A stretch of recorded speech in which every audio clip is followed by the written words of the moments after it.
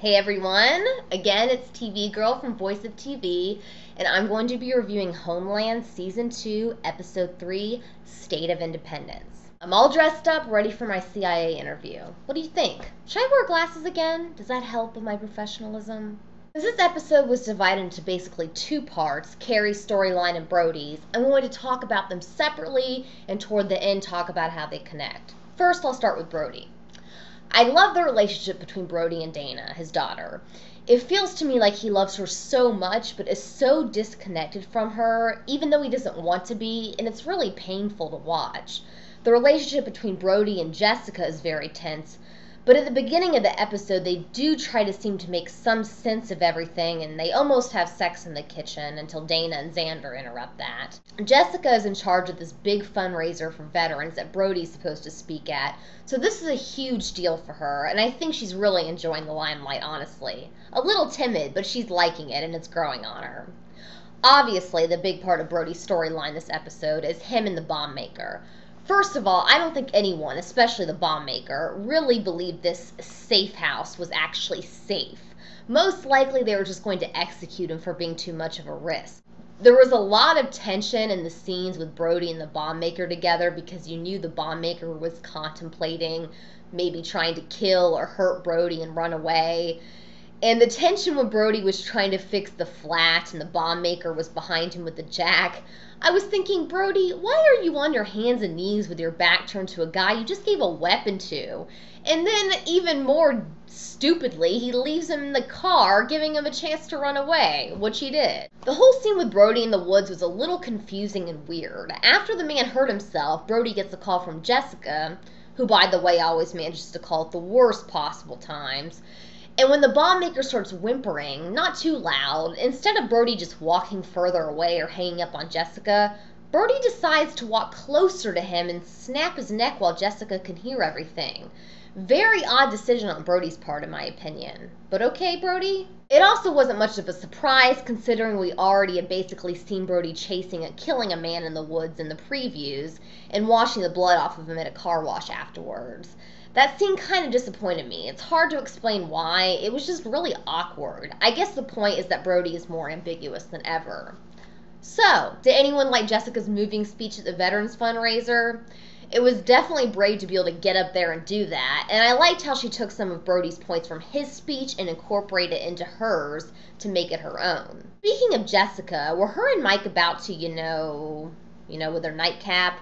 I like how Mike had no desire to come in until Jessica told him that Brody slept with Carrie, and then his whole demeanor sort of changed. But of course, Brody had to show up and ruin that. Obviously, Brody is hiding something and Jessica is sick of it. Her words, "You're hiding something, I can see it in your eyes." Well, it doesn't help that Brody snaps a man's neck on the phone while Jessica's listening. I don't think she quite understood that much, but yes, he's not doing a very good job at acting normal, which is understandable. On to Carrie's storyline, which I liked a lot more this episode. First, we know that Carrie really wants to be reinstated. She puts everything into this report for the debrief. And then David, wow, he's kind of a jerk. He should have just called up Carrie to say what he had to say. Why drag her in there and embarrass her like that when she obviously wanted and thought she was part of the debrief? The almost suicide scene was incredibly heart-wrenching. It's been a while, but if you don't remember, in the first season when Carrie was stressing out, she got all dressed up and went to a bar with a wedding ring on, looking to bring a guy home. I guess that's her thing when she feels out of control. And she did the exact same thing here. Hell, it even looked like the same outfit. But the fact that she is doing that as a way of acting out rather than, just to get laid, really hit home in a very sad way when she changed her mind and decided to kill herself. Why exactly she changed her mind, we don't know, but she did. Obviously, we know that Carrie won't die. We've seen previews of her in plenty of upcoming scenes, but at the same time, wow. We see how much Carrie relies on this job and how dependent she is on it. Before Beirut, she really thought she had a way to cope with all this. At her father's house, protected on her meds. And then she went to Beirut, and it really screwed with her head, and she still can't believe she was wrong about Brody. It's like she'll never forgive herself for that. But obviously, that all pays off in the end when Saul shows Carrie the video first. So, can we safely assume yet that Saul isn't a rat? It's funny because so far, a lot of viewers expect all these crazy twists, but things are just kind of turning out in more of a normal way, not filled with crazy twists and turns. And that's kind of an interesting approach, which I kind of like. Not everyone is a rat or has a hidden agenda.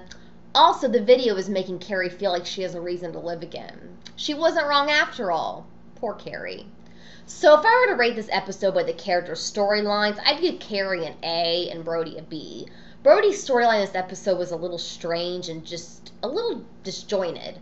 I loved Carrie's storyline for showing how truly dependent she is on this job and how deep her depression really runs.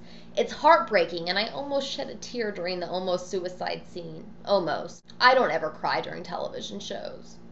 Alright, on to unanswered questions. Is Saul going straight to David now with his Brody video? It seems so crazy that he's already been discovered this early in the season, but it looks like it's happening. And if Saul brings us to David, what will David have to say to Carrie? I love that Carrie finally knows she's right. Justice. What do you think? This is obviously our biggest cliffhanger at the moment. What's going to happen when Carrie and Brody meet up? That should be really interesting. Jessica is on to Brody, and so are his Marine friends. What, if anything, are they going to do? What is Jessica going to do? Is she going to start digging around for more information? I have an interesting question that a viewer posted on here for the last episode. Is Brody a terrorist, or is he just threatened by Nazir? That's a great question, and one of the reasons people love this show. It's very morally ambiguous. I would say technically, yes, definitely. The fact that he's stealing information from the CIA to give to terrorist groups would put him in that category. But does he actually support the movement now, or does he just wish he could put it all behind him and never help Nazir again? It does seem like the latter at the moment, but we haven't heard much of his feelings toward Isa lately. It's hard to say, but whether or not he really does support it, he is supporting it, so I think he's a terrorist. Opinions? That's it for now. I'd really like to hear your predictions, opinions, likes, and dislikes of the episode, so feel free to post them here. And thanks for watching. Check out more of my video reviews on shows like Boardwalk Empire, Walking Dead, Dexter, Sons of Anarchy, and more. All at thevoiceoftv.com, the Voice of TV YouTube channel, and tvgirl.net. See you next week.